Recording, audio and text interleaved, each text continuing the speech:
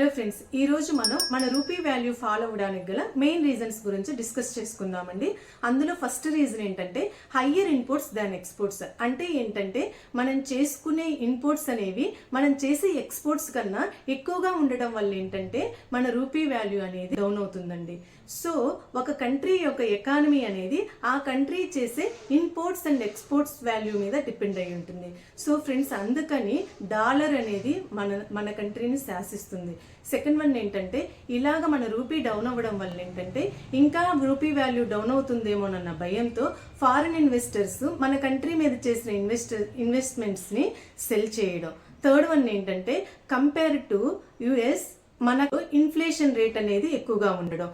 వీటన్నిటి వల్ల ఏంటంటే మన రూపీ వాల్యూ అనేది డే బై డే డౌన్ అవుతూ ఉందండి. ఈరోజు ఏంటంటే డాలర్ వాల్యూ 90 రూపీస్ని క్రాస్ చేసింది. సో ఫ్రెండ్స్, ఇంకొక ఇంపార్టెంట్ టాపిక్ గురించి టుమారో మనం డిస్కస్ చేసుకుందాం. ఓకేనా ఫ్రెండ్స్?